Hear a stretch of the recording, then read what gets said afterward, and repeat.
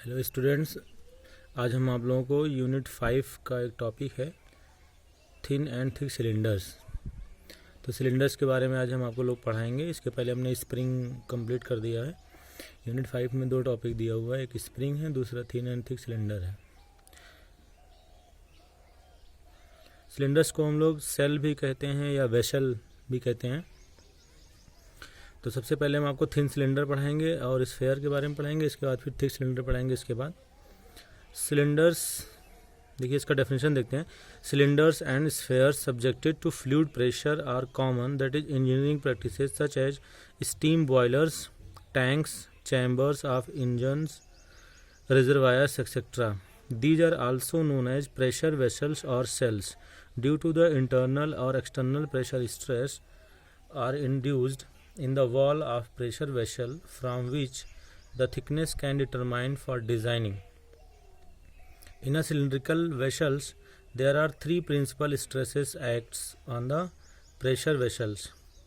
First आपका है circumferential और hoop stress, second longitudinal stress, third आपका है रेडियल स्ट्रेस, जो कि थिन सिलेंडर में हम लोग नेग्लेक्ट करके चलते हैं क्योंकि थिकनेस इसका बहुत कम होता है। देखिए सिलेंडर्स का एग्जांपल आप देखिए, जैसे आप देखते हैं ऑक्सीजन सिलेंडर आते हैं, उसमें ऑक्सीजन भरी होती है। घर पे आप एलपीजी सिलेंडर यूज़ करते हैं। ये कुछ कॉमन एग्जांपल है जो आप समझ सकते हैं, जिसको आप डेली लाइफ में देखते हैं। तो उसमें क्या होता है कि वॉल जो होती है, उसकी वॉल बहुत पतली होती है कंपेयर टू इंटरनल डायमीटर, इसलिए उसको हम थिन सिलेंडर कहते हैं।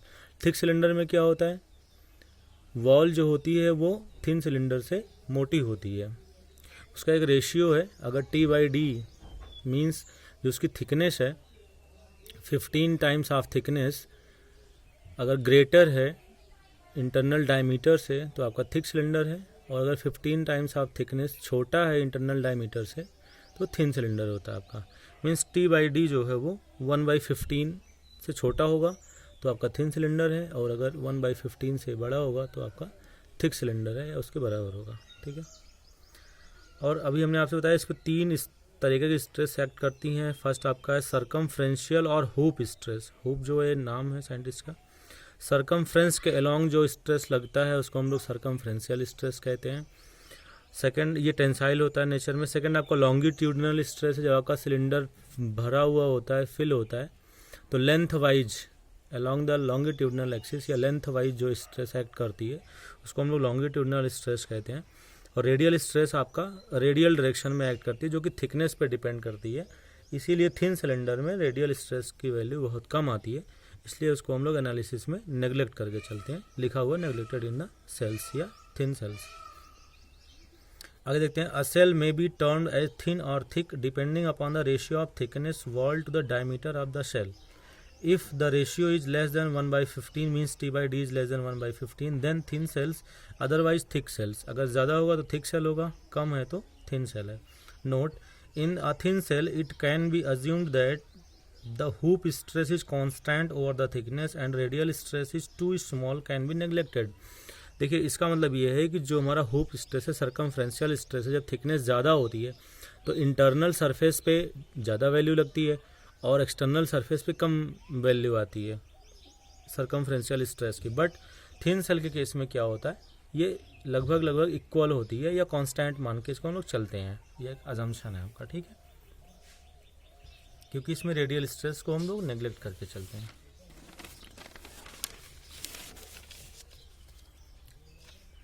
ये देखिए आपका थिन सेल है।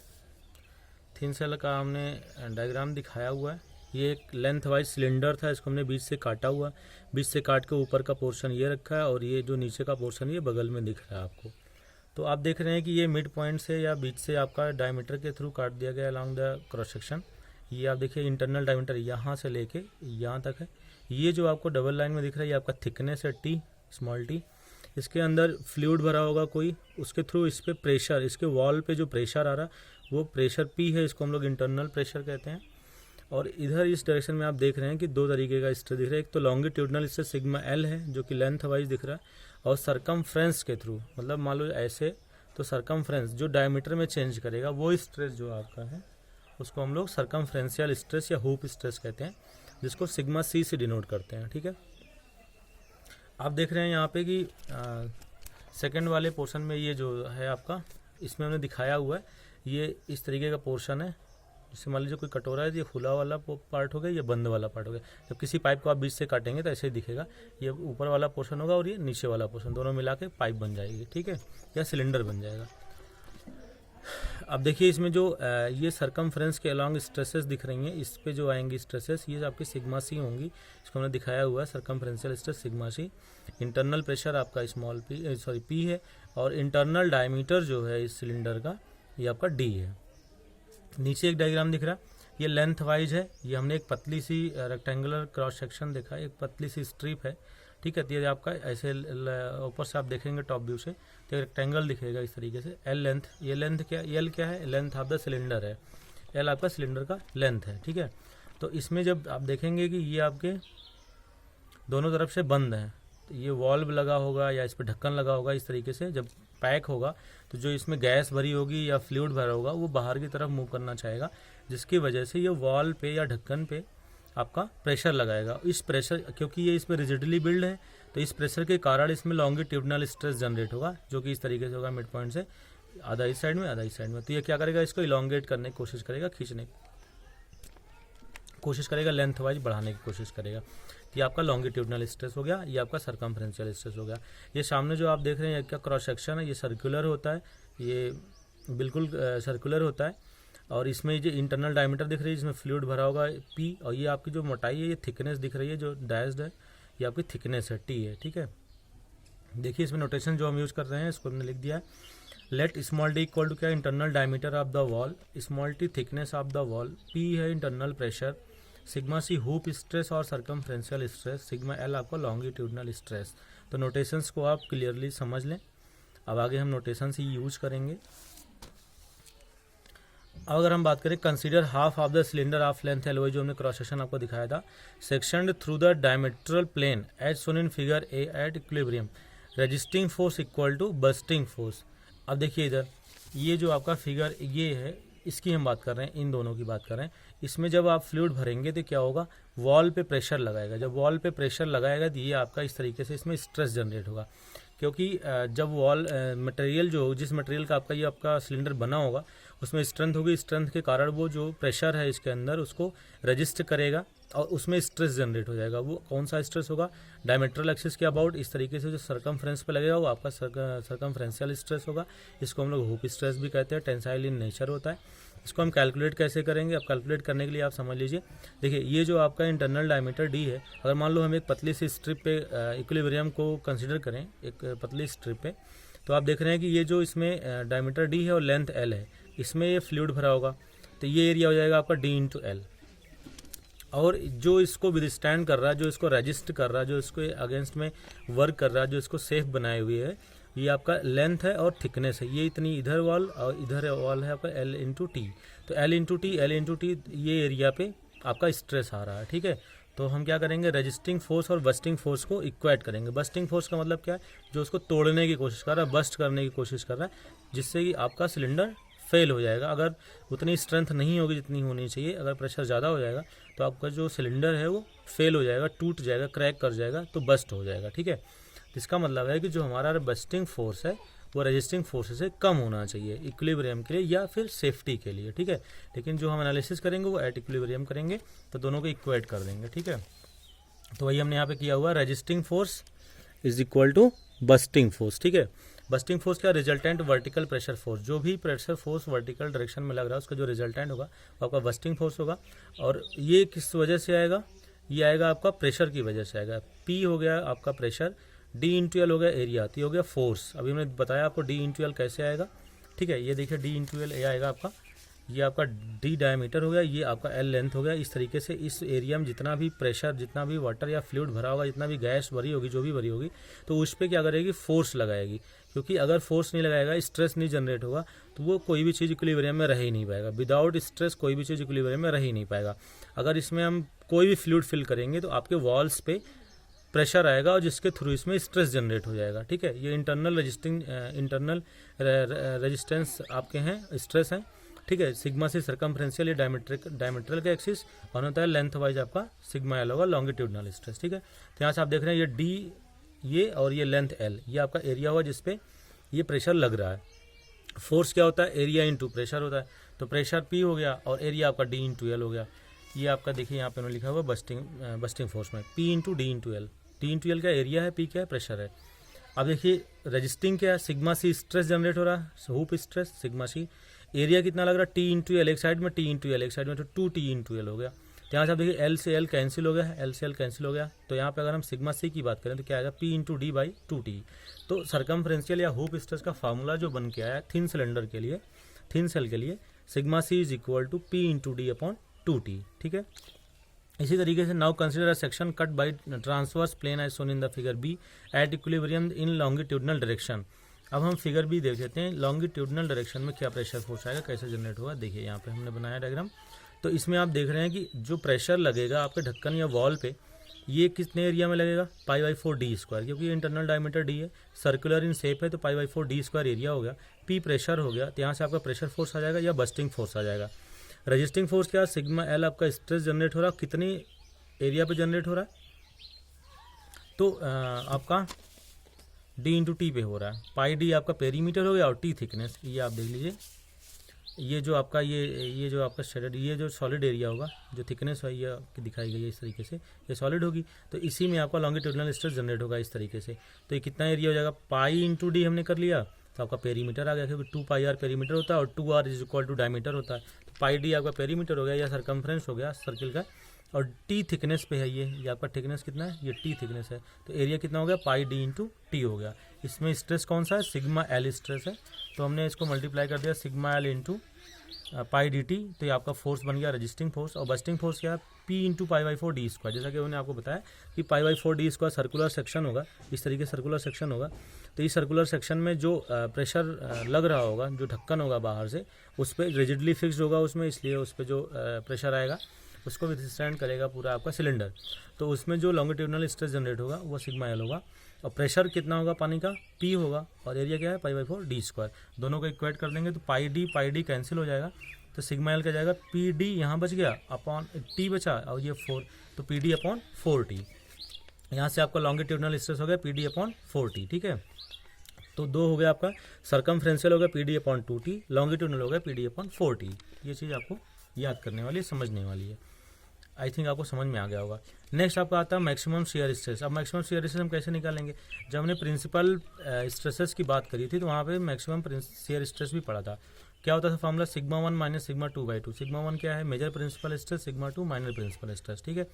तो यहाँ पे सिग्मा 1 सिग्मा सी होगा और सिग्मा 2 सिग्मा एल होगा, तो sigma C minus sigma L by 2 हो जाएगा। तो यहाँ से अगर टाउ मैक्स की बात करें, PD by 2T sigma C हो गया, PD by 4T sigma L हो गया, दोनों का हाफ कर दिया, तो सॉल्व करने पे आएगा PD अपॉन 8T, ठीक है। ये आपका होगा थिन सिलेंडर केस में। अब नेक्स्ट देखिए आप, नेक्स्ट आपका change in diameter of the cylinder और सरकमफ्रेंशियल स्ट्रेन।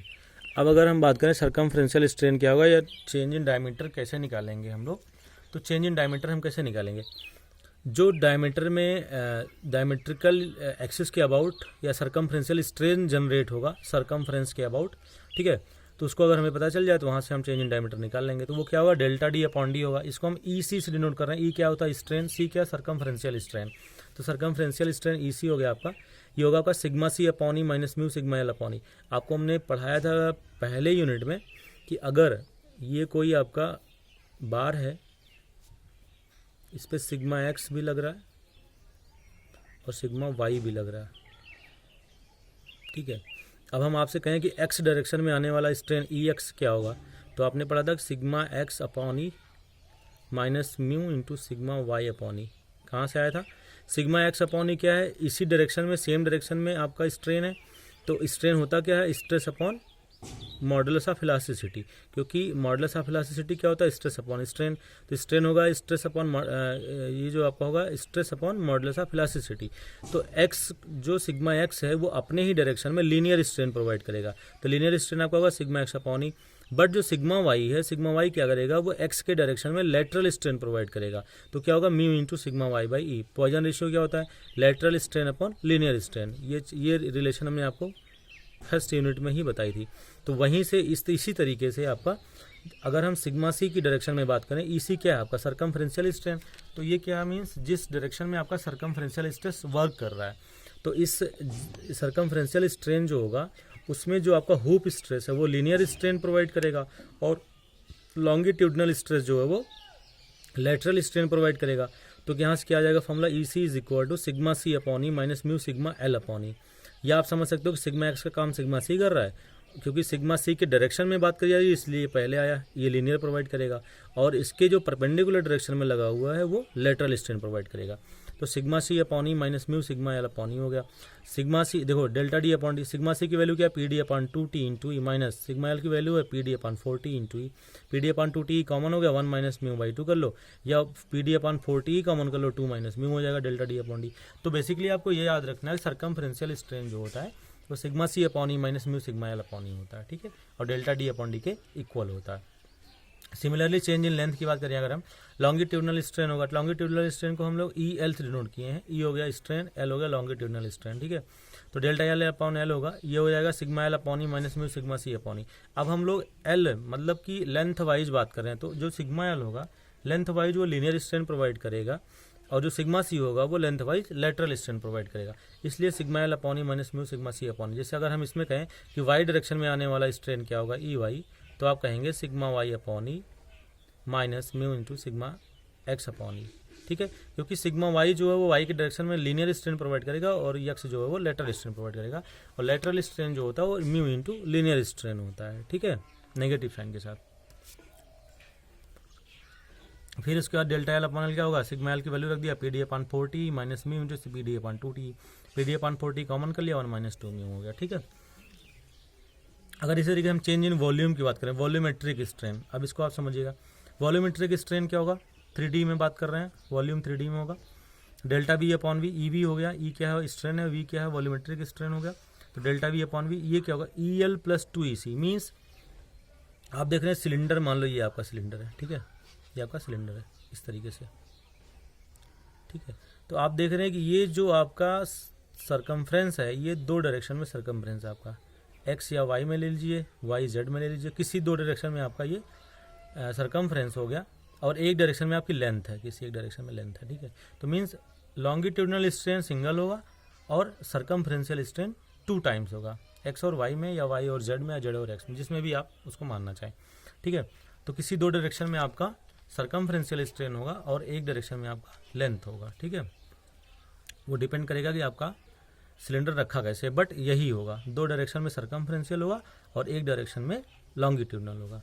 तो अब आप सिग्मा एल का ई एल की वैल्यू यहाँ पे पता ही है, सिग्मा ई सी की वैल्यू यहाँ पे पता ही है, तो आपको बेसिकली याद ये रखना है डेल्टा वी अपॉन वी जो होता है वो ई एल प्लस 2EC होता है, ठीक है। अब इस पे हमने कुछ एग्जांपल सॉल्व किए हैं। फर्स्ट एग्जांपल आप देखिए, wall thickness of a cylindrical shell of 800 millimetre internal diameter and the length of the cylinder 2 metre is 10 millimetre. Wall thickness 10 millimetre है, इंटरनल डायमीटर 800 मिलीमीटर है, और जो लेंथ है उसकी वो 2 मीटर है। If the shell is subjected to an internal pressure of 1.5 mega pascal, find the following. First है the maximum intensity of shear stress मतलब tau max, and the change in dimensions of the shell. Change in dimension मतलब क्या निकालना है, change in length निकालना होगा, change in diameter निकालना होगा, ठीक है। Take capital E equal to 205 giga pascal and mu दिया है 0.30। कैपिटल ई क्या होता है, मॉडुलस ऑफ इलास्टिसिटी होता है, 205 गीगा पास्कल दिया हुआ है। तो आप सबसे पहले सोल्यूशन में गिवन डाटा लिखेंगे। डायमीटर क्या दिया है, internal diameter 800 millimetre, thickness 10 millimetre, length 2 metre या 2000 मिलीमीटर हो जाएगा। इंटरनल प्रेशर 1.5 मेगा पास्कल दिया हुआ, 1.5 न्यूटन पर मिलीमीटर स्क्वायर हो जाएगा। कैपिटल ई आपका मॉडुलस ऑफ इलास्टिसिटी दिया हुआ 205 गीगा पास्कल, ये 205 इंटू 10 की पावर 3 न्यूटन पर मिलीमीटर स्क्वायर हो जाएगा। पॉइजन्स रेशियो म्यू आपका 0.30 है, ये 0.30 है, ठीक है, 0.30 दिया हुआ है। अब देखिए यहाँ से आपका हुप स्ट्रेस क्या होगा, since hoop stress sigma C क्या होता है, PD अपॉन 2T होता है, तो P हो गया pressure 1.5 into D diameter 800 upon 2, T दिया हुआ है 10, इसको हम सॉल्व कर लेंगे तो आएगा 60 न्यूटन पर mm स्क्वायर। ये आपका सर्कमफ्रेंशियल स्ट्रेस आ गया। ऐसे आपका लॉन्गिट्यूडनल स्ट्रेस क्या आ गया, sigma L PD upon 4T होता है, P 1.5 D 800 4 इंटू 10, ये सॉल्व कर लिया 30 न्यूटन पर mm स्क्वायर हो गया लॉन्गिट्यूडनल स्ट्रेस, ठीक है। अब ये तो स्ट्रेसेस आ गए, अब हमें बात करनी है मैक्सिमम शियर स्ट्रेस की। तो मैक्सिमम शियर स्ट्रेस आपने पढ़ा था कि sigma C minus sigma L by 2 होता है। तो यहाँ से आपने सॉल्व कर दिया 50 Newton per metre square. But यहाँ पे एक नोट समझिएगा, कुछ राइटर ने यही लिखा हुआ है tau max sigma C minus sigma L by 2। जैसे कि आप आर.के. राजपूत पढ़ेंगे तो उसमें आपको यही मिलेगा sigma C minus sigma L by 2 या PD/8T, ठीक है। बट कुछ लोगों ने, जैसे आपका SS रतन वाली बुक है, बीसी पूनमिया की बुक है, उन्होंने ये बताया है कि maximum shear stress in thin shell जो होता है वो ये 3 होते हैं। Sigma C minus sigma L by 2 तो होता ही होता है, sigma C plus P/2, sigma L minus P/2। इसमें जो ग्रेटर होगा वो आपका लिया जाएगा, ठीक है। 3 पॉसिबिलिटी होती है। कैसे होती है? प्लस साइन कैसे है? क्योंकि सिग्मा सी टेंसाइल है, माइनस साइन ही है, और पी जो होता है, प्रेशर जो होता है वो कंप्रेसिव लगता है, मीन्स उसको हम लोग नेगेटिव लेंगे। जो रेडियल प्रेशर होता है वो कंप्रेसिव होता है, तो उसको नेगेटिव वो या अदर नेगेटिव डायरेक्शन में होता है, उसके अपोजिट डायरेक्शन में होता है, इसलिए उसको हम लोग माइनस पी रखेंगे। तो sigma C minus minus P/2 तो हो जाएगा सिग्मा सी प्लस P/2। इस तरीके से सिग्मा एल आपका लॉन्गिट्यूडनल होता है, वो भी लॉन्गिट्यूडनल होता है, तो सिग्मा एल माइनस P/2 ये इसके रिस्पेक्ट में माइनस नहीं होगा, प्लस नहीं होगा, बट सिग्मा सी के रिस्पेक्ट में प्लस होगा।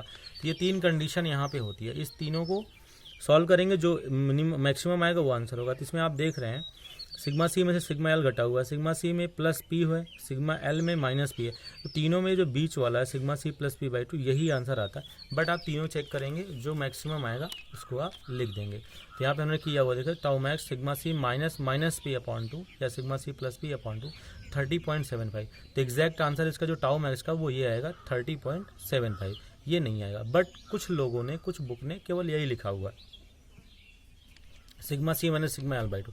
बट ये कोई इशू नहीं है, आप अगर इसको भी करेंगे तो आपका एग्जाम में इसको सही माना जाएगा। बट आपके नॉलेज के लिए मैंने ये चीज़ बता दी। नेक्स्ट आप देखिए, हमें चेंज इन डायमेंशन देखना था, तो चेंज इन डायमेंशन में पहला पॉइंट आपका चेंज इन लेंथ हम देते हैं। चेंज इन लेंथ कैसे निकालेंगे? लॉन्गिट्यूडनल स्ट्रेन से। EL इक्वल टू क्या होगा? डेल्टा एल अपॉन एल होगा। ये क्या होगा? Sigma L upon E minus mu sigma C upon E. आप सिग्मा एल कैलकुलेट कर चुके हैं, सिग्मा सी कैलकुलेट कर चुके हैं, म्यू दिया हुआ है, कैपिटल ए की वैल्यू गिवन है। तो यहाँ देखिए 1 upon E sigma L minus mu sigma C, इसकी वैल्यू रख दो। 1 अपॉन ई की वैल्यू 205 10 की पावर 3, सिग्मा एल 30 आया था, माइनस 0.3, सिग्मा सी 60 आया था। सॉल्व कर लेंगे, 5.85 10 की पावर माइनस 5 आएगा। एल हमें डेल्टा एल चाहिए तो एल से मल्टीप्लाई कराएंगे। एल की वैल्यू दिया है 2000 mm, मल्टीप्लाई करा दिया 0.117 मिलीमीटर आपका चेंज इन लेंथ आएगा। पॉजिटिव आया, इसका मतलब इंक्रीज हो रहा है, ठीक है। नेक्स्ट देखिए change in diameter. Change in diameter कैसे निकालेंगे? सर्कमफ्रेंशियल स्ट्रेन के थ्रू निकालेंगे। EC delta D upon D होगा is equal to 1 upon E modulus of elasticity sigma C minus mu sigma L. ये क्या था? Sigma C upon E minus mu sigma L upon E को हमने common कर दिया है। तो डेल्टा डी अपॉन डी कितना? 800। 1 अपॉन 205 10 की पावर 3 कैपिटल ई की value, sigma C 60 minus 0.3 into 30। Sigma C 60 कैसे आया? पीछे हमने कैलकुलेट किया था स्टार्टिंग में ही। सर्कमफ्रेंशियल स्ट्रेन की वैल्यू उसको रख दिया, लॉन्गिट्यूडनल स्ट्रेस की वैल्यू उसको रख दिया, सॉल्व कर दिया, 0.199 मिलीमीटर आपका चेंज इन डायमीटर आ गया, ठीक है। इसी तरीके से आप थिन सिलेंडर के सारे न्यूमेरिकल सॉल्व कर सकते हैं, समझ सकते हैं। सेकंड क्वेश्चन देखते हैं। Calculate the thickness of the metal required for a cast iron main pipe, कोई डिस्ट्रीब्यूशन पाइप है ये main, 800 mm in diameter for water at a pressure head of 100 metre if the maximum permissible tensile stress is 20 meganewton per metre square and weight of water is 10 kilonewton per metre cube, ठीक है। ये थोड़ा application based question है, तो इसमें आपको thickness जो है वो कैलकुलेट करनी है, कितनी होगी मैक्सिमम। तो आप देखिए ये आपकी मेन पाइप हो गई जो कि वाटर डिस्ट्रीब्यूशन के लिए यूज़ करी जा रही है। इसका इंटरनल डायमीटर है 800 मिलीमीटर, इसको अगर मीटर में कन्वर्ट करें 0.8 मीटर होगा। वाटर हेड आपको दिया हुआ 100 मीटर, तो इसको आप कन्वर्ट कर लीजिए प्रेशर में, तो क्या आएगा? प्रेशर इन पाइप पी क्या होगा? H रो जी। आप जानते हैं प्रेशर क्या होता है? H रो जी होता है। हेड दिया हुआ 100 मीटर, तो रो जी क्या होता है? आपका यूनिट वेट होता है। तो 100 into 10 kilo Newton per metre square दिया हुआ है, ये आपका रो जी। रो इंटू जी की वैल्यू है दिया हुआ यूनिट वेट, तो यहाँ पे आप रख दीजिए, आएगा 1000 10 की power 3 Newton per metre square, ठीक है। किलो न्यूटन था तो न्यूटन पर मीटर स्क्वायर का 10 की पावर 3 हो गया। यहाँ से सिग्मा सी की वैल्यू कितना दी मैंने? 20 दिया हुआ, देखिए यहाँ पे क्या दिया? Maximum permissible tensile stress. अगर मैक्सिमम परमिसिबल टेंसाइल स्ट्रेस की बात कर रहा है तो मीन्स आपको सर्कमफ्रेंशियल स्ट्रेस की वैल्यू दी हुई है। तो सिग्मा सी की वैल्यू होगी 20 mega newton per metre square, या 20 इंटू 10 की power 6 newton per metre square. Mega जो होता है 10 की पावर 6 होता है। There since maximum tensile stress या हुप स्ट्रेस क्या होता है, पी डी अपॉन 2T होता है, तो आप इसको रखेंगे सिग्मा सी की वैल्यू 20 इंटू 10 की power 6 is equal to P into D, आपका 0.8 है, अपॉन 2 इंटू टी। अच्छा, प्रेशर पी की वैल्यू क्या आई, 1000 10 की पावर 3 रख दिया हमने, तो 20 इंटू 10 की पावर 6 इज इक्वल टू 1000 10 की पावर 3 इंटू 0.8 अपॉन 2T। तो यहाँ से टी सॉल्व किया 0.020 मीटर आया, या 20 मिलीमीटर आया। तो मीन्स आपका जो प्रेशर पाइप यूज होगा, या जो सिलेंड्रिकल पाइप यूज होगा आपका, कितना यूज होगा, 20 मिलीमीटर थिकनेस का यूज होना चाहिए इस कास्ट आयरन मेन पाइप के लिए। ठीक है, नेक्स्ट एग्जांपल आपका third example, a cylindrical vessel, a cylindrical vessel whose ends are closed by means of rigid flange plate is made of steel plates 3 mm thick. The internal length and diameter of vessels are 50 cm and 25 cm respectively. Determine the longitudinal and circumferential stress in the cylindrical cell due to an internal fluid pressure of 3 MN per meter square. Also calculate the increase in length, diameter and volume of vessel. Capital E दिया 200 giga pascal, mu की value दिया 0.3। देखिए given क्या है आपका, thickness दिया हुआ 3 millimetre 0.003 metre हो जाएगा। प्रेशर दिया हुआ internal 3 mega newton per metre square, या 3 इंटू 10 की power 6 newton per metre square हो जाएगा। लेंथ आपको 0.5 मीटर या 50 सेंटीमीटर गिवन था। डायमीटर आपको 25 सेंटीमीटर दिया है, 0.25 मीटर हो जाएगा।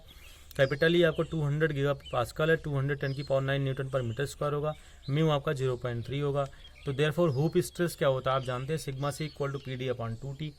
तो पी आपका दिया 3 इंटू 10 की power 6 into 0.25 upon 2 into 0.003।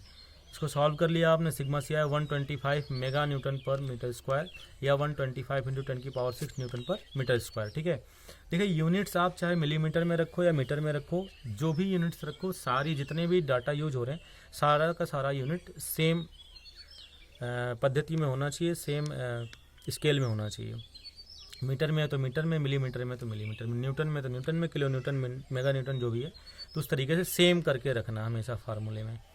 And longitudinal stress का पी डी अपॉन 4T, तो क्या होगा 3 इंटू 10 की पावर 6 इंटू 0.25 अपॉन 4 इंटू 0.003 आपका थिकनेस हो गया।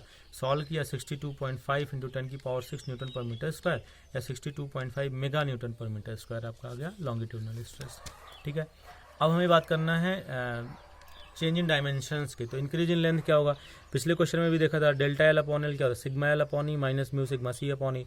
ई की वैल्यू पता है, सिग्मा एल सिग्मा सी आपने कैलकुलेट कर लिया, 1 अपॉन 210 की पावर 9 ई हो गया। 62.5 आपका सिग्मा एल है, माइनस 0.3 125 आपका सिग्मा सी आया था। सॉल्व किया 0.125 10 की पावर माइनस 3 आपकी वैल्यू आई।